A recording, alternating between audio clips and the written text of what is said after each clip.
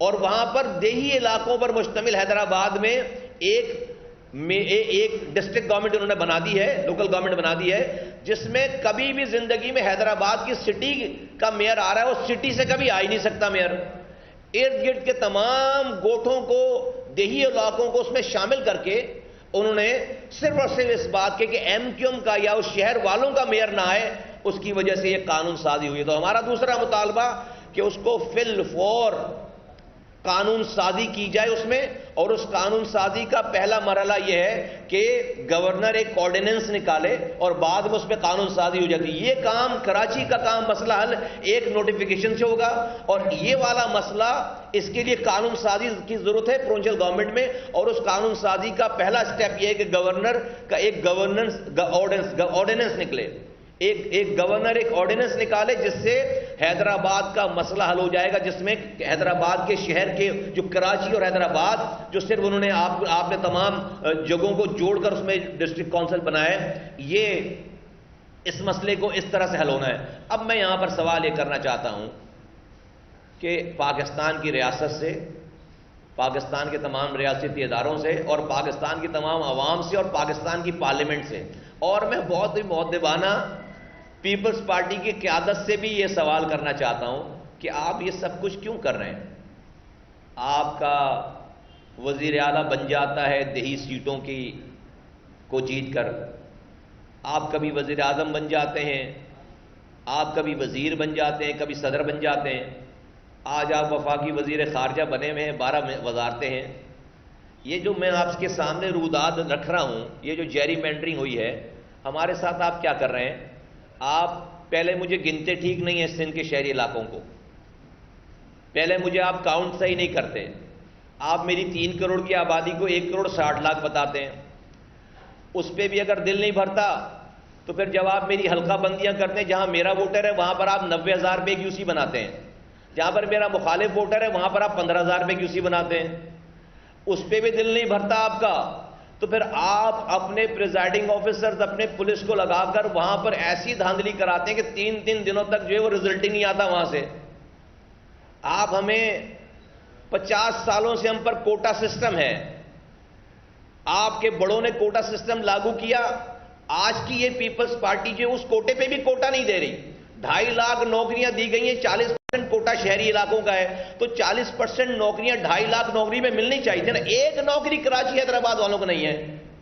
آج اس کوٹے پہ بھی جعلی ڈومیسائل یہاں کا بنا کر آپ وہ کوٹا بھی ہمیں نہیں دے رہے، ایک قطرہ پینے کا پانی نہیں دیتے آپ۔ جو پانی میری لائنوں میں آتا تھا اس پر آپ ہائیڈرنٹ بنا کر میرا ہی پانی چوری کر کے مجھے بیچتے ہیں، میرا کچرا آپ اٹھانے نہیں دیتے، ہمیں جو ہے وہ رات میں بجلی نہیں دیتے، صبح گیس نہیں دیتے، ہمیں ایڈمیشن نہیں دیتے، ہمیں ہمارے پیلے اسکول، کالے اسکول آپ نہ بنا رہے ہیں نہ اس کو بسا رہے ہیں، کوئی یونیورسٹی نہیں دیتے۔ حیدرآباد کی یونیورسٹی آپ کا وزیر کھڑے ہو کر کہتا ہے کہ میں حیدرآباد میں یونیورسٹی نہیں بننے دوں گا۔ میرا یہ سوال ہے ریاست سے، 75 سال ہو گئے اس پاکستان کو بنے ہوئے، ہم اس پاکستان بنانے والوں کی اولادیں ہیں، ہمارا خون پسینہ 10 لاکھ جانوں کا نذرانہ دے کر پاکستان بنایا، پھر پاکستان چلایا۔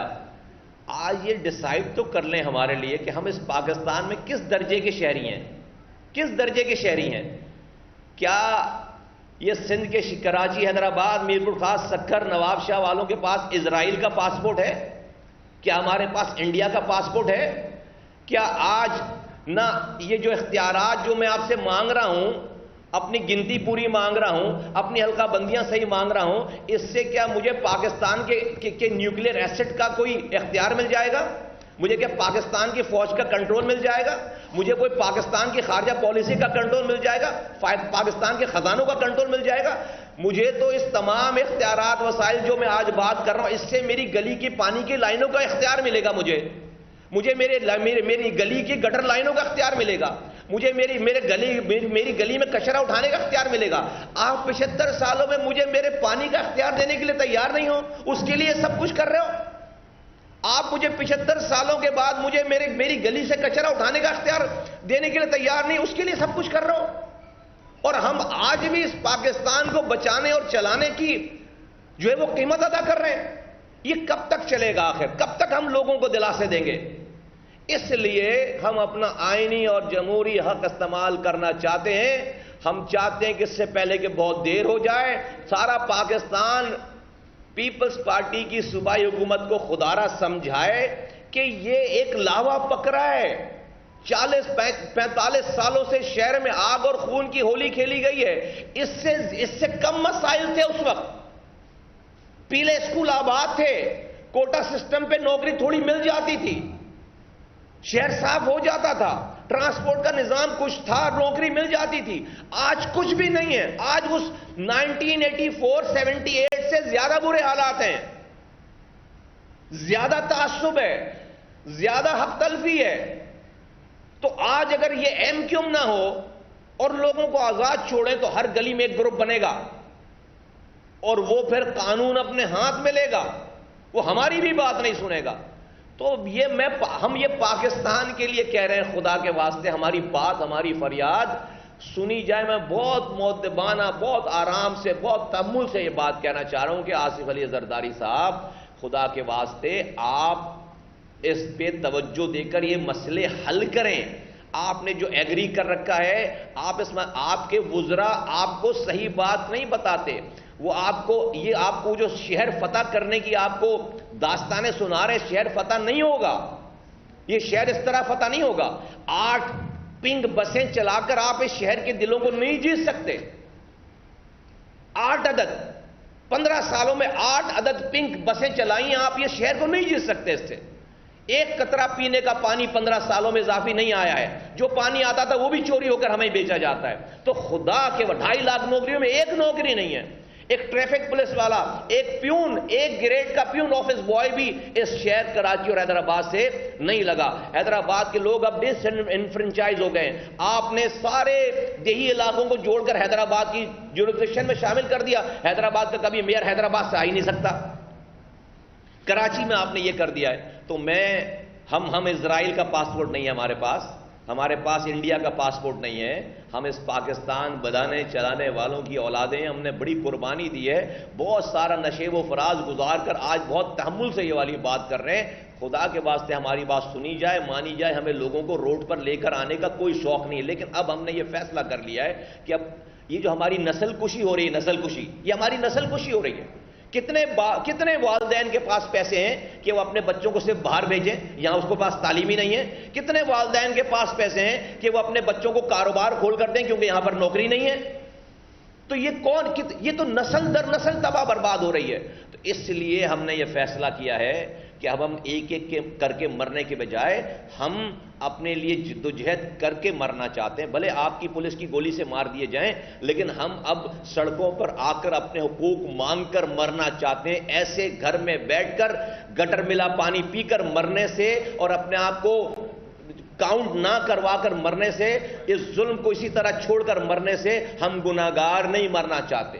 ہم اس ظلم کے اوپر خاموش رہ کر گناہگار نہیں مرنا چاہتے. اس لیے فیصلہ کر لیا ایم کیو ایم نے کہ 12 تاریخ کو وہ پہلے فوارہ چوک پہ بہت بڑا جلسہ کرے گی, احتجاج کرے گی, اور اس کے بعد ہم وہیں پر بیٹھ جائیں گے. اگر اس وقت تک ہماری بات نہیں مانی گئی ہم وہیں پر بیٹھ جائیں گے لامحدود دنوں کے لیے. ہم اپنے گھروں میں نہیں جانا چاہتے. ہم اس کنڈیشن میں اپنے گھروں میں, اپنے علاقوں میں نہیں جانا چاہتے. کراچی کا نوجوان ہم سے مطالبہ کر رہا ہے, کراچی کے لوگ ہم سے مطالبہ کر رہے ہیں کہ آپ لوگ کچھ کریں, خدارہ پریکٹیکلی کچھ کریں. یہ نکلیں, روڈوں پر نکلیں, باہر نکلیں. لوگ تیار ہیں کیونکہ لوگوں کو نظر آ گیا کہ اب کوئی ان کی داد رسی کرنے والا, ان کی فریاد سننے والا نہیں ہے. تو 12 تاریخ کو یہ کام, اور پھر ایم کیو ایم نے ڈیسائیڈ کر لیا ہے کہ وہ بھرپور الیکشن میں حصہ لینے جا رہی ہے. 16 مارچ کو جو الیکشن ہے, ہماری چھینی ہوئی سیٹوں کو ہم دوبارہ واپس لیں گے انشاءاللہ تعالی. پورا آپ نے تینوں جنرل کا اجلاس دیکھیں, کراچی, حیدرآباد اور کراچی کے دوبارہ لوگ چارج ہیں الحمدللہ. اس مرجر کے بعد لوگوں کے اور اندر ایک لہر آئی ہے. اور تیسری بات یہ کہ جنرل مشرف صاحب کے لیے ہم ہم ان کے لیے دعائے مغفرت کرتے ہیں، ان کے لیے اللہ سے دعا کرتے ہیں کہ اللہ تعالیٰ ان کو جوار رحمت سے جگہ عطا فرمائے، اللہ تعالیٰ ان کی مغفرت فرمائے، اللہ تعالیٰ ان کے لواحقین کو صبر جمیل عطا فرمائے، اللہ تعالیٰ ان کی جو کوتاہیاں ان سے ہوئی ہیں ان کو معاف فرمائے، اور اللہ تعالیٰ ان کے جو کارنامے ہیں اس ملک کے لیے، عوام کے لیے، اس کا ان کو صدقہ جاریہ دے۔ یہ جو سینٹ میں قومی اسمبلی میں جو معاملہ پیش آیا ہے ان کی جماعت اسلامی کے سینیٹر کی طرف سے، وہ انتہائی افسوسناک ہے، ہم اس کی شدید الفاظ میں مذمت کرتے ہیں۔ جماعت اسلامی وہ پارٹی ہے ہر دور میں جرنیلوں کی اعلی کار رہی ہے، یہ ہر دور میں اسٹیبلشمنٹ کی اعلی کار رہی ہے۔ یہ ضیاء الحق کو امیر المومنین کہتے تھے، یہ ان کی جو ہے وہ کیبنٹ کا حصہ تھے۔ اس مشرف صاحب کے فائدے اٹھائے، ایم ایم اے میں سارے فائدے انہوں نے اٹھائے، آج وہ کہتے ہیں کہ ہم اس کی جو ہے وہ دعائے مغفرت نہیں کریں گے۔ اس سے زیادہ کوئی اور بددیانتی اور منافقت ہو نہیں سکتی۔ ہمیں تو یہ چہرہ پہلے سے پتہ ہے، کراچی کے لوگ اور پاکستان کے لوگ ان کے اس تضاد والے چہرے کو، منافقانہ چہرے کو اپنی آنکھوں سے دیکھیں۔ جنرل مشرف صاحب سے بہت سارے اختلافات کیے جا سکتے ہیں، لیکن ان کے اوپر یہ الزام لگا کہ انہوں نے امریکہ سے ڈبل گیم کیا ہے۔ 2008 میں ان کی حکومت ختم ہوئی ہے، اس ڈبل گیم کی وجہ سے ان کی حکومت کو گرا دیا گیا۔ امریکہ انوالو تھا، اس وقت کے تمام جو کرتا دھرتا تھے وہ سارے انوالو تھے، اور یہ موومنٹ چلی، لائرز موومنٹ اور ساری موومنٹ، اور ان کو فارغ کر دیا گیا۔ یہ جنرل مشرف جو ڈبل گیم کر رہے تھے امریکہ کے ساتھ، وہ اپنی گھر کے لیے کر رہے تھے، اپنے خاندان کے لیے کر رہے تھے، وہ اس پاکستان کے لیے کر رہے تھے۔ آج جو لوگ بڑے شادیانے بجاتے ہیں افغانستان فتح ہو گیا، اگر مشرف یہ ڈبل گیم نہیں کرتے تو یہ افغانستان فتح کر کے دکھاتے۔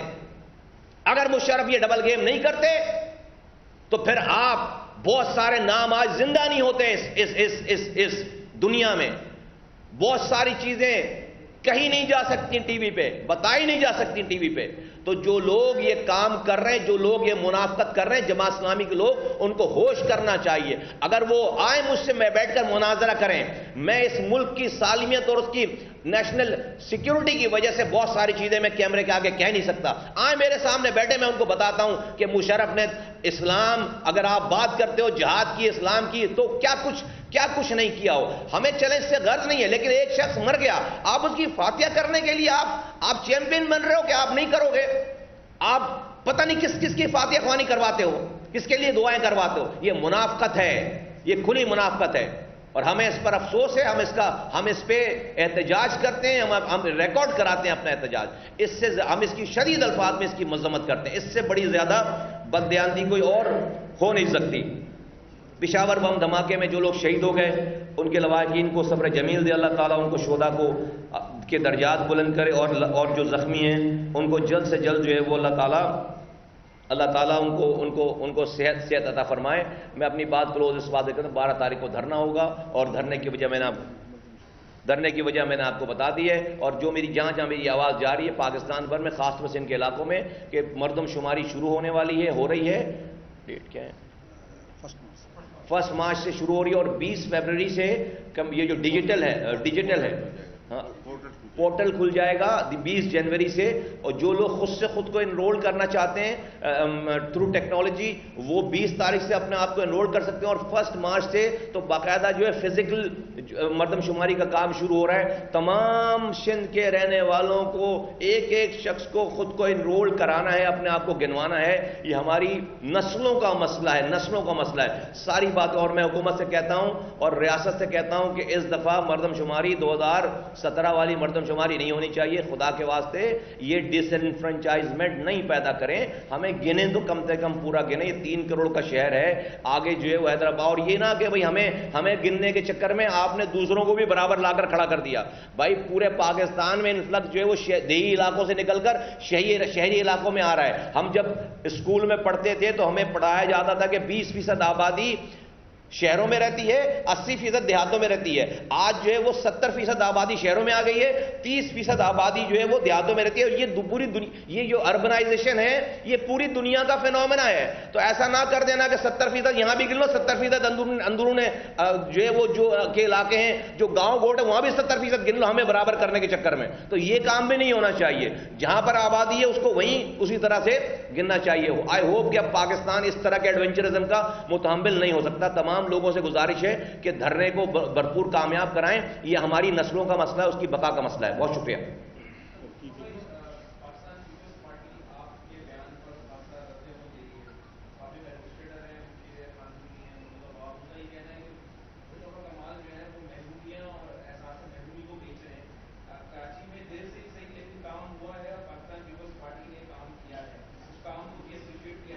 میں ان کی بات کا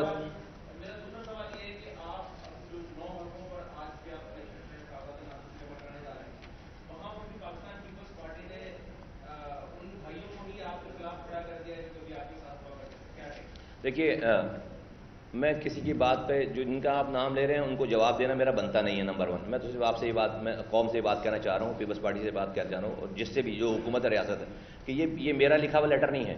یہ صوبہ سندھ کی حکومت کا لکھا ہوا لیٹر ہے, وڈرال آف سیکشن 10(1), اور اس کی ڈیٹ موجود ہے, فیبرری کی دسمبر کی ڈیٹ, 21 دسمبر کو لیٹر لکھا ہے. اور یہ صوبہ سندھ کی حکومت پیپلز پارٹی کی, جن کا آپ نام لے رہے ہیں. میں کہہ رہا ہوں جو یہ لیٹر لکھا ہے نا, آپ اس کو امپلیمنٹ کر دیں. یہ لیٹر یہ اس لیے لکھا گیا ہے کہ ہم سے غلطی ہو گئی, ہم کراچی کے حلقے بڑھائیں گے. میں آپ کو سمپل کاؤنٹنگ دے دوں. جب 90 لاکھ آبادی تھی کراچی کی 2015 میں 90 لاکھ کے قریب تقریباً 58 لاکھ 90 لاکھ, ایک رف فگر 90 لاکھ. 2015 میں الیکشن ہوئے, یونین کاؤنسلز کی تعداد تھی 209. 90 لاکھ پہ کتنی یوسیز ہیں, سب کو یاد ہونا چاہیے, ہو جانا چاہیے. 90 لاکھ پہ کتنی یوسیز ہیں, 209. ابھی 2023 میں جو الیکشن ہوئے اس میں کراچی کی آبادی کاغذوں پہ لکھی ہوئی 1,60,00,000, جس کو ہم نہیں مانتے. لیکن اگر جو لکھی ہوئی اس والی بات کو مان لیں تو کتنی آبادی بڑی, 70 لاکھ. 70 لاکھ بنی. تو یہ 70 لاکھ جو آبادی بڑی ہے نا, یہ 65% آبادی بڑی ہے, کاغذوں کے حساب سے کہہ رہا ہوں. تو اگر 2015 میں 90 لاکھ پر 209 یونین کاؤنسلز تھیں, تو یہ 70 لاکھ آبادی جو 65%, یہ سیٹیں بنتی 136. 70% جو 65% جو سیٹیں آپ نے آبادی بڑھائی, 70 لاکھ آبادی بڑھائی, تو 70 لاکھ کی سیٹیں بنتی ہیں 136. اور آپ نے کتنی بڑھائی ہیں, 35 سیٹیں ٹوٹل. 2015 میں 90 لاکھ کی آبادی پہ 90 سیٹیں, اور 2023 میں 1,60,00,000 کی آبادی پہ 244 سیٹیں. تو ٹوٹل 35 سیٹیں آپ نے بڑھائی ہیں. بڑھنی کتنی چاہیے, 136. 101 سیٹ کم ہیں. سیدھی کیلکولیشن ہے نا. 90 لاکھ پہ 209 سیٹیں, تو بھئی 1,60,00,000 پہ کم سے کم 300 یہ, اور 136 سیٹیں بڑھنی چاہیے تھیں. ٹوٹل بڑھائی ہیں 35 سیٹیں. 100 سیٹیں کم کی ہیں, 100 سیٹیں, 101 سیٹ کم کی ہے. یہ ہمارے پاس ابھی کوئی کسی بچے کو بھی آپ کہیں گے کیلکولیٹ کر لے گا. Very simple. 2015 میں آپ کیلکولیشن نکالو آبادی کی اور سیٹیں نکالو. 2023 میں آپ انہی کی سیٹ, جو کیلکولیشن ہم مانتے نہیں ہیں, جو آبادی ہم مانتے نہیں ہیں, ہم کہتے ہیں بھائی 3 کروڑ کی آبادی ہے, لیکن اگر 1,60,00,000 بھی مان لو تو 70 لاکھ تو لوگ بڑھے نا. اس 70 لاکھ کے لوگ بڑھنے پہ بھائی 136 سیٹیں بڑھنی چاہیے تھیں, آپ نے بڑھائی ہیں 35 سیٹیں. تو یہ ہمارا سوال ہے, اور یہ سوال ہم بار بار کریں گے اور اس کو ہم حل کروائیں گے, ورنہ پھر ایسے الیکشن کا کوئی فائدہ نہیں ہے. جن لوگ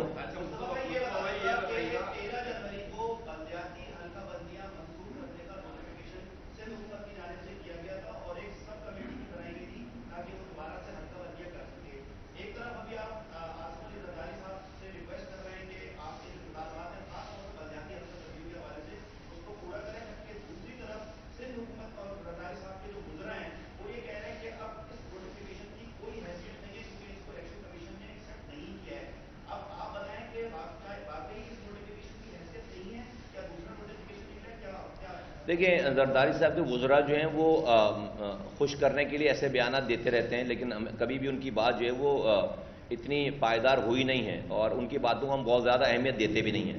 لیڈرشپ کی بات لیڈرشپ سے ہو رہی ہے, اور ہم سمجھتے ہیں کہ وزراء کو بھی یہ سمجھنا چاہیے اپنی لیڈرشپ کے لیے مسائل نہ پیدا کریں.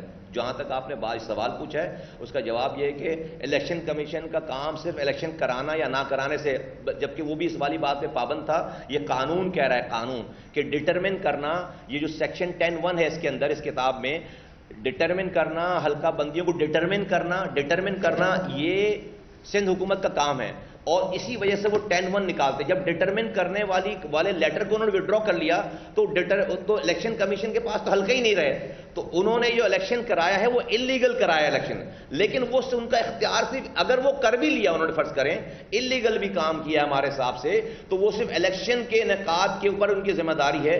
بقیہ ان حلقہ بندیوں کو کرنے کی ذمہ داری تو جو ہے وہ پروونشل گورنمنٹ کے پاس ہے. تو جو ان کا یہ کہنا ہے کہ الیکشن کمیشن نے ہماری بات نہیں مانی، وہ تو الیکشن کمیشن نے الیکشن رکوانے اور کروانے والی بات نہیں مانی نا.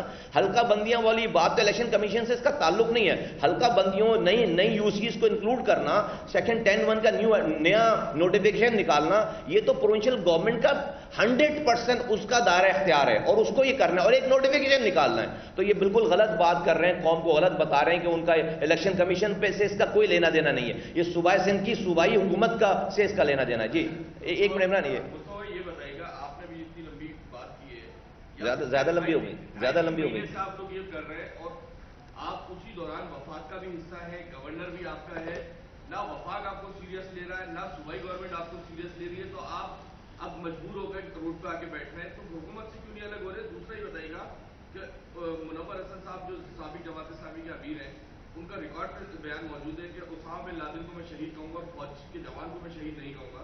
اس پر کیا کہیں گے آپ؟ دیکھیں، ایک تو اس والی بات کو کاش ہم آپ کو بتا سکتے ہیں کہ حکومت ہمیں کتنا سیریس لے رہی ہے. ہم ہر چیز جو ہے وہ بتاتے نہیں ہیں. ایسا نہیں ہے کہ حکومت ہمیں سیریس نہیں لے رہی ہے. ابھی اتنا بھی برا ٹائم نہیں آیا، ٹھیک ہے. تو حکومت تو بہت سیریس لے رہی ہے ہمیں، اور ہم اس کا اظہار نہیں کرتے.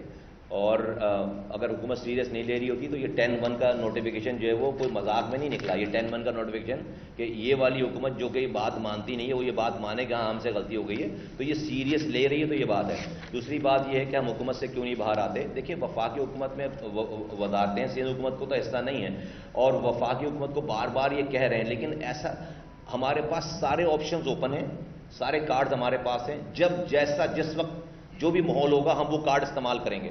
ہم کوئی ایڈونچرزم کریٹ نہیں کرنا چاہتے، پاکستان کو ڈیسٹیبلائز حکومت کو نہیں کرنا چاہتے. پاکستان کی اکانومک کنڈیشن اس وقت اس چیز کی متعمل نہیں ہو سکتی، لیکن ایٹ دا سیم ٹائم ہم اپنے آپ کو مار بھی نہیں سکتے. ہم اگر مریں گے تو پاکستان کو نقصان ہوگا. ہم اگر جس طرح سے کراچی مر رہا ہے اس سے پاکستان کو نقصان ہوگا.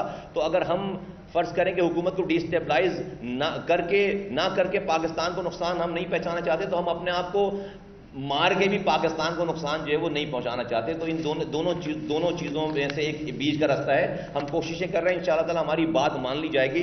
اس لیے کہ جو ہے وہ ہمیں بہت سیریس لیتے ہیں لوگ، ایسی بات نہیں ہے، بہت سیریس لیتے ہیں. نمبر 1. نمبر 2 یہ جماعت اسلامی کے امیر جو آپ نے بات کی منور حسن صاحب کی، میں کہتا ہوں کہ اس فیصلے کو عوام نے کرنا ہے.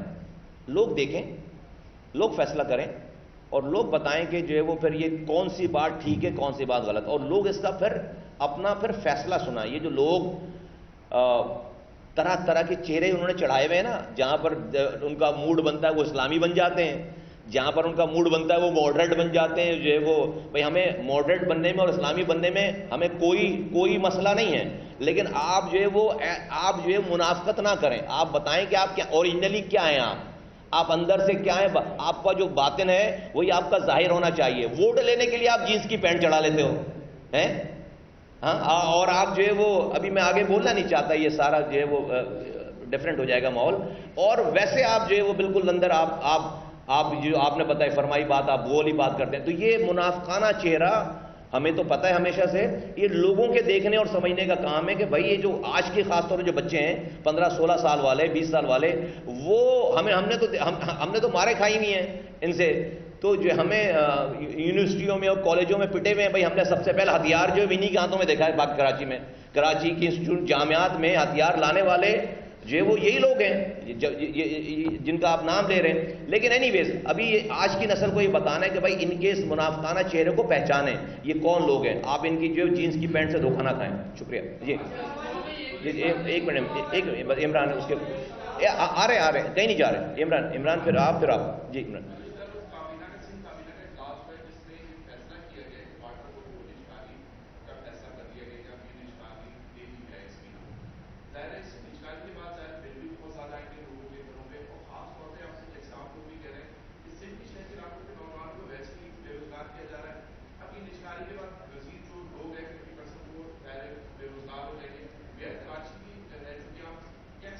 ایک آدمی بھی بے روزگار نہیں ہونا چاہیے، اور میرے پاس اطلاعات ہے کہ نہیں ہوں گے، اور میں آپ کو بتا رہا ہوں ہماری جو پری کنڈیشن اس کے اندر ایک آدمی بھی بے روزگار نہیں ہونا چاہیے، نمبر 1۔ دوسری بات یہ ہے کہ بھائی آپ یہ نشکاری کی جاتی ہے اس لیے کہ آپ انویسٹمنٹ لائیں اور اپنی ایفیشنسی بڑھائیں، اور آپ ریچ آؤٹ کریں ان جو جگہوں پہ جہاں تک پانی نہیں جا رہا اور اس کی کوالٹیز بڑھائیں، اور پھر اس کے بعد جو وہ لوگوں سے اس کے پیسے لیں۔ یہ نہیں ہونا چاہیے کہ جو بل دے رہا ہے اسی پہ آپ اور مزید بل ٹھوک دو۔ یہ جو آپ کے لیکیجز ہیں، آپ کو جو آپ کے جو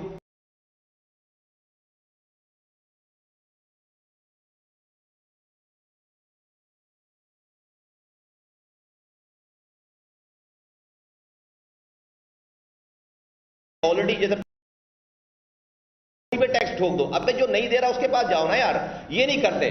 تو یہ بالکل نہیں ہونا چاہیے، اور یہ ایک آدمی بھی نہیں نکالا جانا چاہیے۔ ہاں، نشکاری کی ہم اصولی مخالفت نہیں کرتے، اگر اس سے بہتری آتی ہے شہر میں اور اس سے لیکیجز بند ہوتی ہیں، اس سے جو ہے وہ بڑھتا ہے سارا سلسلہ، تو اس کو کرنے میں کوئی حرج نہیں، لیکن ان کنڈیشن کے ساتھ۔ جی